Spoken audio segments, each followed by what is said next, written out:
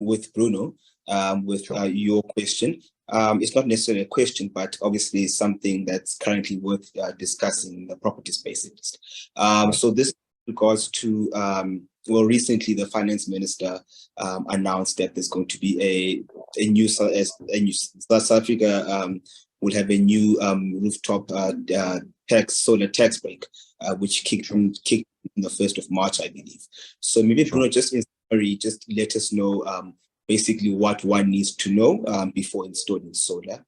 So maybe some advice for property developers, investors, and obviously individuals as well. And then just take us guide as how tax break works and who can claim and etc. Sure, excellent. So I'll do a summary now, and then we can start breaking this down into detail, over the next couple of weeks. But long story short, so just a couple of things that almost disclaimers or housekeeping when it comes to this. First of all, it's not in legislation yet, right? One needs to remember that this was just proclaimed by the minister to a great degree.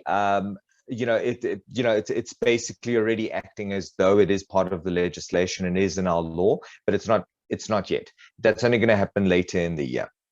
So that's just the first thing to remember. Why that's relevant is obviously the risk that it doesn't come into our law, but I doubt that that won't happen. But the second relevance behind that is the fact that we don't actually know what the legislation says because we haven't seen the legislation yet. People need to bear that in mind, obviously, because it's very difficult to try and structure exactly what's permissible, what isn't permissible, or at least, let's put it this way, it's very difficult to guarantee that something that you do is going to be permissible unless we know exactly what the legislation says. So that's just the first thing to bear in mind. So let's cover a couple of basics then, so that we at least know what direction we're looking at and there's very little confusion. So this is things that we've seen obviously from the budget speech and from SARS releasing certain commentary on the solar rooftop incentive. So these things we know with a certain degree of certainty because it has been spoken about. So yes, although there's some detail that might still be missing, with certainty we understand this. So now we're dealing with two situations that people need to understand. This isn't one incentive that applies across the board. It's actually two different incentives, very, very, like worlds apart from each other, right? So that's the first thing people need to remember. There's one that applies to business. There's one that applies to individuals, right? They aren't connected with each other. They're two separate things. The one that applies to businesses already actually exists as it stands today, and it's existed for some time now. And it's Section 12B of the Income Tax Act. So what this specific provision at the moment allows is a tax deduction. So it's basically called a capital allowance. So if you go buy anything in the renewable energy space, so it speaks about hydropower, it speaks about wind power, it speaks about solar power, anything that you buy, including installations, foundations, everything, you can actually claim certain allowances every year for this. And these allowances are basically tantamount to a deduction. So in calculating what your taxable income is going to be, you're going to take your gross income and you're going to deduct whatever the Tax Act allows you to deduct. At this moment in time, the Tax Act has different ways of approaching it depending on the output of these installations.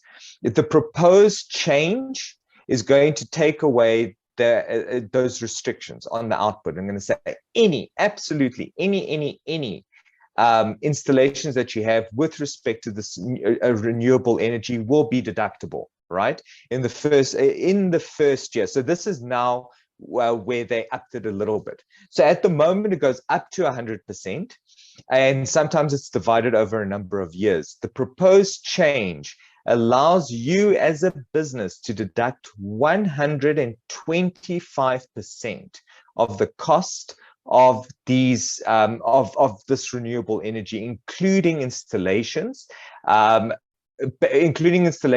has indicated at some point or another that it includes everything relating to the installation, including the actual material itself.